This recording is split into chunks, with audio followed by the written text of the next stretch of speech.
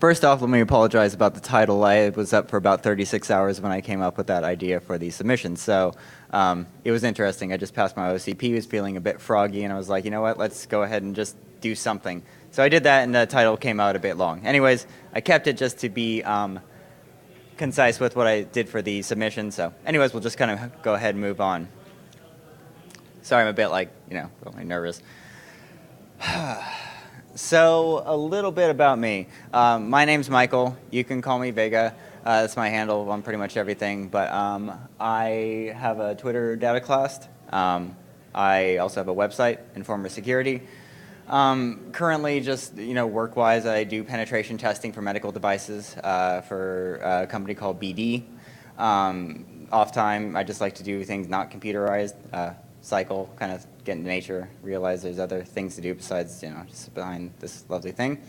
And I really wanted to give a giant thanks to, again, the people who I put through help for this, my wife, Kim, my son, River, and my daughter, Lily, because I was like a mess for like weeks, just doing stuff. So anyhow, moving along.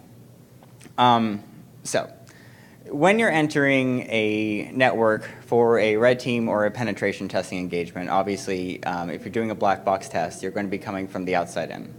And using that kind of theory, what's going to go wrong? Within, as soon as you enter the bastion of any kind of castle, there's guards, there's defenses, there's mechanisms to try to stop you. Same thing with any kind of computer. There's going to be items that you have to emulate if you're doing a red team assessment with regards to threat actors and different ways to get your goals obtained. Again, if you're doing a straight real-world scenario, there will be some kind of systems in play. Antivirus, just something to try to block you normally. There should be.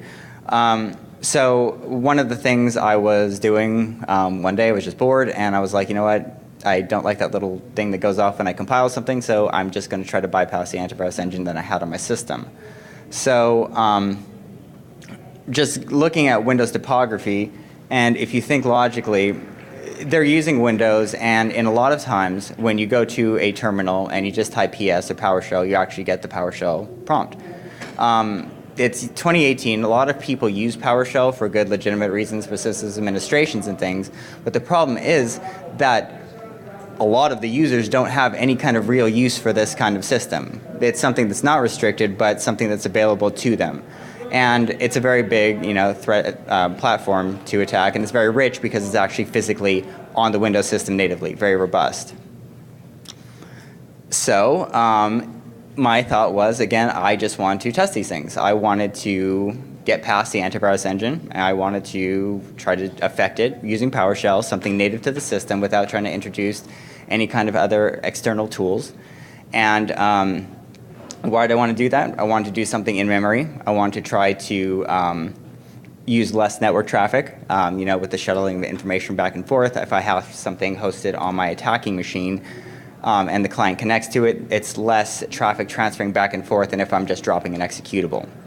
Also, again, PowerShell itself is very robust. You can do basic attacks and anything from complete TCP command shells, and it just seemed like a very good candidate to start poking out within the Windows topographies.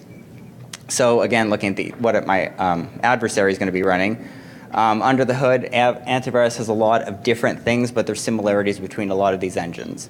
If you go for the standard, double-click install, push out to 100,000 clients or something, a lot of times these antivirus have, signatures. Sometimes they say they don't have signatures, they have modules, but it's something to match a fingerprint of an actual file. I still consider it signature-based and a bit old, but it's something that does exist. A lot of times also, depending on the infrastructure and what kind of antivirus engine you're deploying, there'll be antivirus. There'll be traffic analysis, trying to determine malicious command and control software back and forth. Behavioral analysis, in-memory sandboxing. You have various scanners. They'll look for unsafe applications, unwanted applications, things like PUAs. Also, if you look into the Windows topography, there's an AMSI scanner. There's something that's going to be able to hook into the Windows SDK to be able to scan locally executed PowerShell scripts and try to determine if those actions are malicious or not. So again, from Microsoft, the AMSI generally serves to integrate with your anti-malware AV product, and it provides a closer look at those executed scripts. So in the examples I'm going to show you, these are just some antivirus engines that I downloaded. I tried to go for the business versions initially, but if like some of them were just like, you need like an encyclopedia to actually launch the thing, so I didn't want to take the time. But they are the fully updated clients. So just going over just a couple examples. This is just generic, trying to bring an executable over to a machine. Now, people are very familiar with things like Metasploit. Metasploit is an easy connection back and forth that allows you to do your workload. But as you see here, transferring a Metasploit file is very detectable. It's something that there is, a lot of signatures based around. The functionality of Metasploit, it's very well known. So these well-known things have a lot of items and signatures based around their functionality. So again, looking at this, a PowerShell file was detected, a PowerShell executable was detected, Meterpreter executable, again, easy detections. This is an ESET system. This one has every bell and whistle turned on, every kind of update. It's actually currently updated. All the modules are actually currently updated. Everything's fine. So this is just executing a Meterpreter reverse connection from client A to my attacking machine. Now the problem you see here is that unfortunately, if you go back a bit, that Meterpreter session is still very much live. The file itself, the PowerShell file, has been quarantined, but unfortunately the Meterpreter session is undetected. So again, you want to take a look further, scan in the operating memory, and this is something that actually most antivirus engines should be able to detect.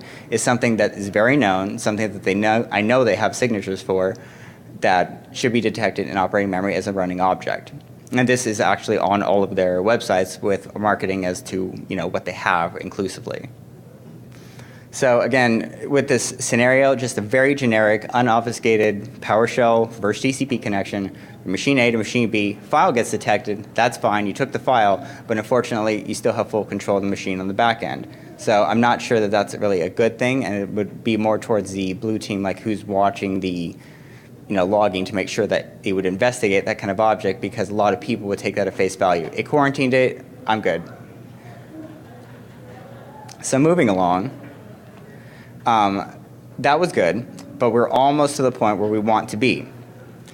So again, we won't be normally as lucky in that example where we just get to execute a PowerShell script. A lot of times we're going to have to do it remotely, or we're going to have to use some kind of mechanism to be able to have a client execute the script for us. We're not going to get that joy of being able to just drop a PowerShell script and just execute it and I got the command. So looking at that, what is the one thing in a computer scenario that runs the computer? It's the person.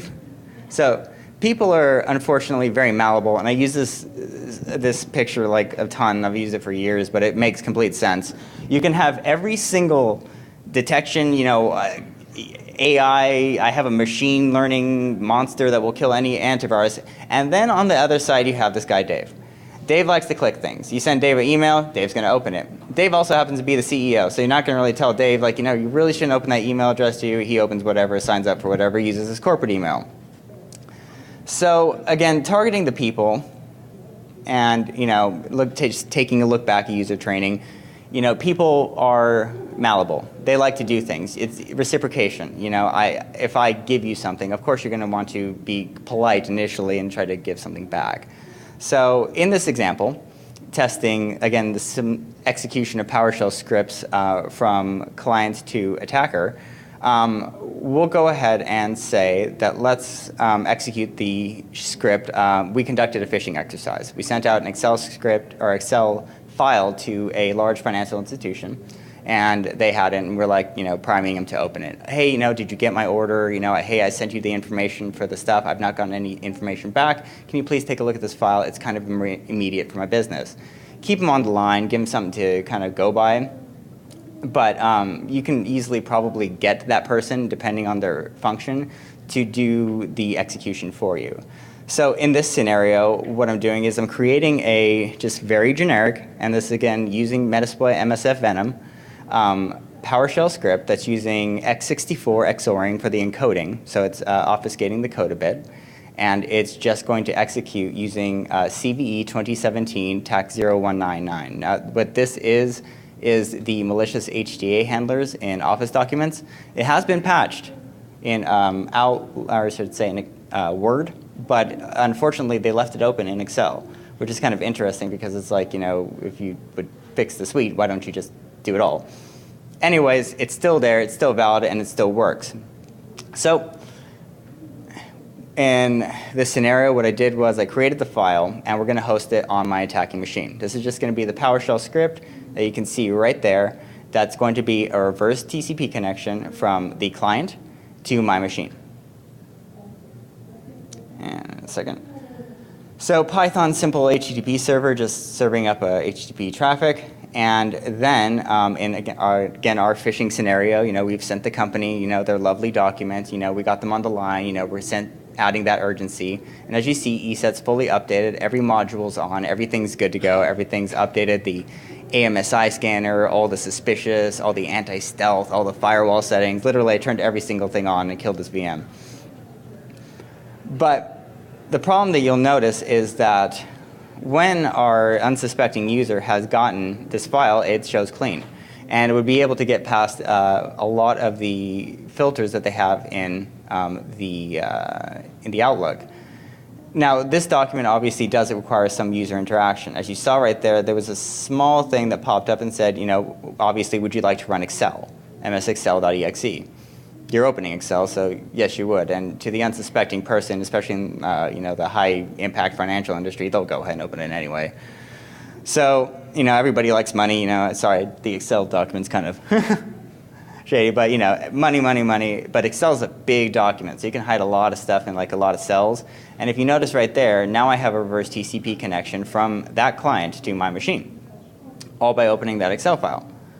And if you go back to ESET, again, we scan the file, nothing's there. In a second, as soon as I fast forward, then go forward and scan the operating memory, and again, trying to detect the object that's actually running an operating memory as an administrator. Nothing's there. So basically now, you've just used a CVE that's widely available, put a PowerShell script in it, execute it in memory, and then bypass the detections of the disk, all the antivirus and all the bells and whistles. Same thing with McAfee. Open the same book. It's the same exact code.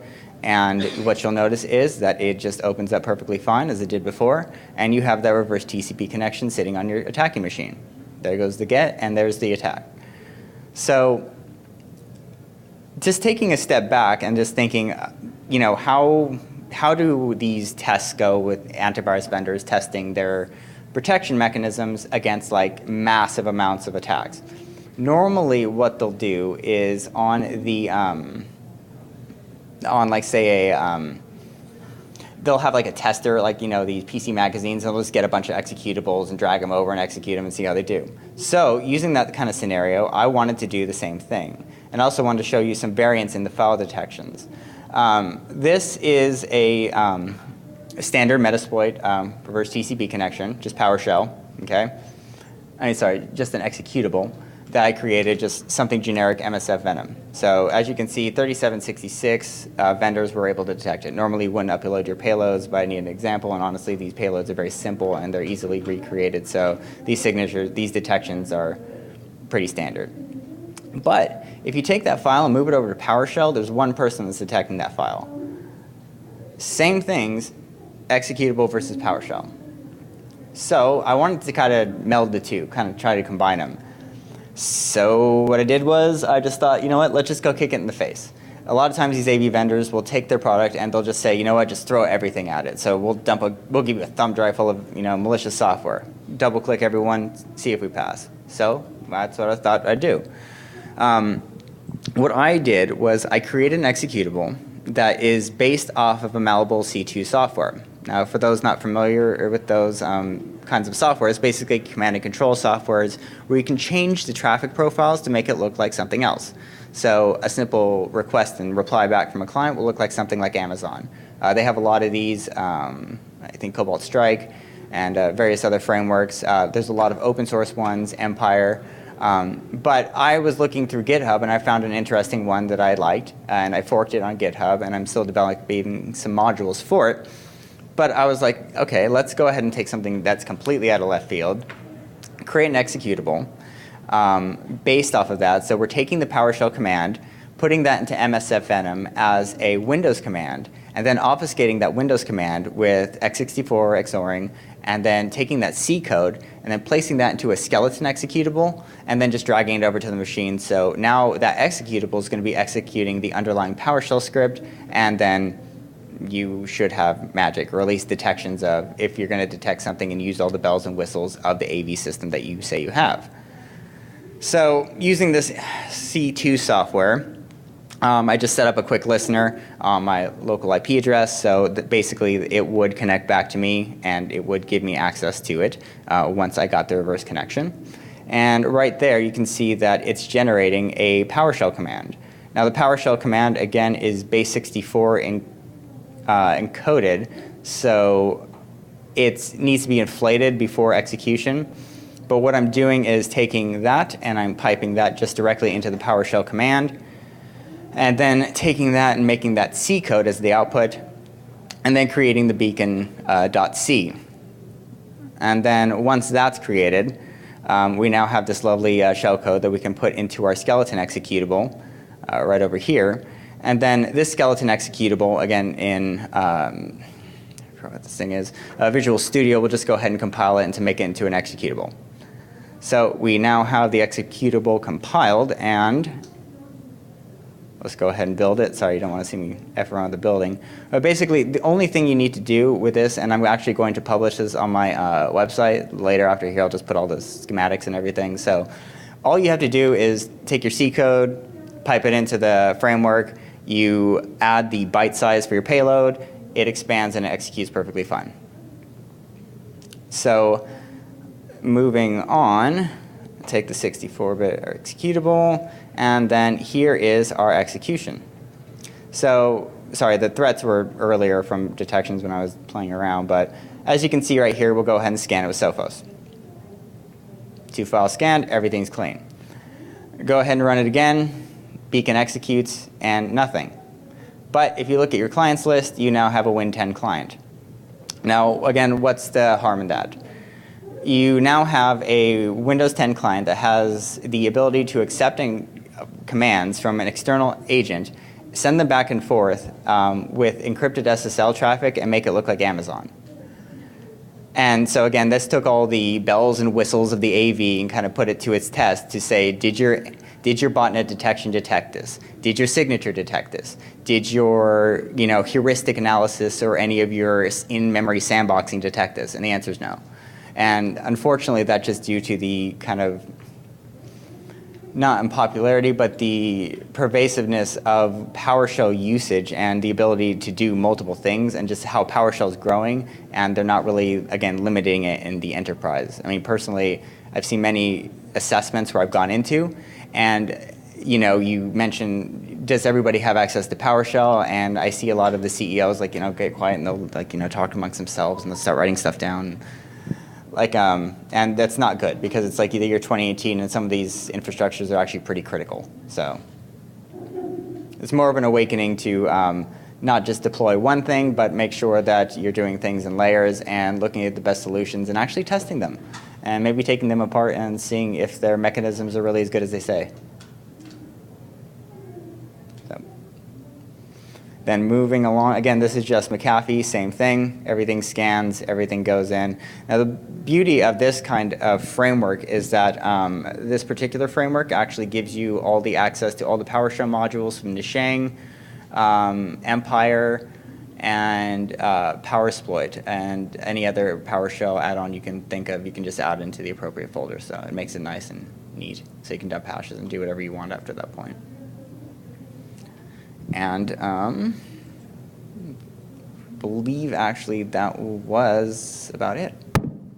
Oh, sorry, there was one more slide. State actors and the people that are actually using this.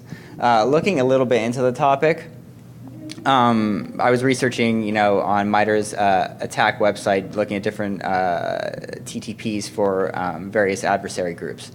A lot of times, again, if you'll notice, the various AF groups, they are utilizing these kinds of frameworks. A group called Bronze Butler was observed using it in 2017, and a lot more groups are actually utilizing these kinds of customized frameworks to actually affect systems. And until Microsoft comes up with some other kind of scripting engine that's going to be taken advantage of in the same way, then this is going to be the kind of de facto and the things that we're going to have to look for in the future. So that was it, I believe.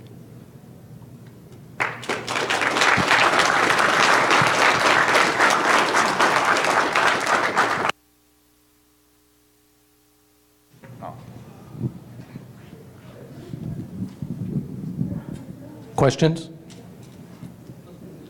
I was going to say there had to be at least one.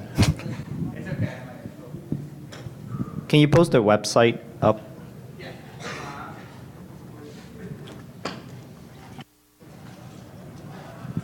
The website's all my contacts here. Actually, if you want, I got cards up here, and you can just have it, keep it, has the website on it. But it's going to be under the research section.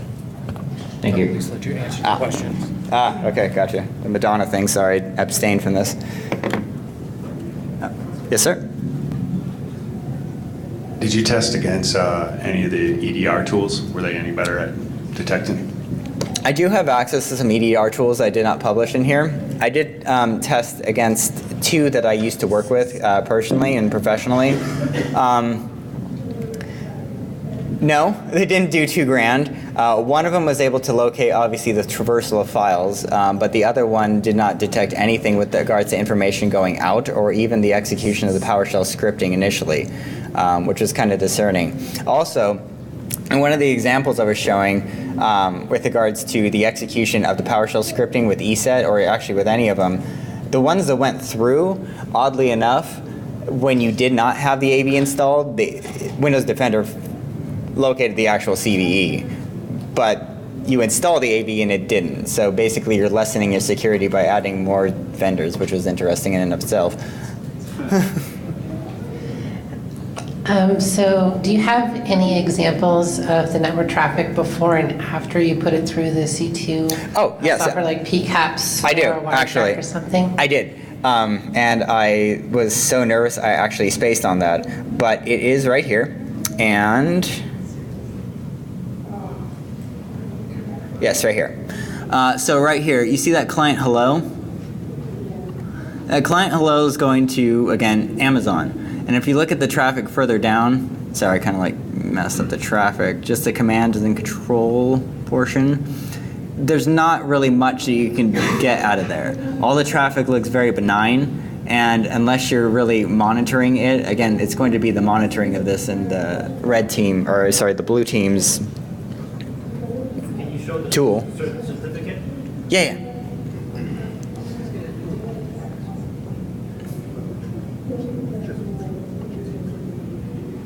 Let's. Not under there, but under the listing, under the server hello. Let's see. Sorry, it's a bit pre-recorded. So you wanted to see the cert, like under. Yeah, if you scroll up and then under the server hello, this should be like the third. Yeah. I can't. It's live. It's not live. It's demoed. Oh. It's a video. I was like, I think I get what you're saying, but I'm trying to determine, like, is he like pranking me or like, it's because I'm really nervous. I'm like trying to actually do this. It's okay. I thought I was gonna get it to work for a second. Yeah.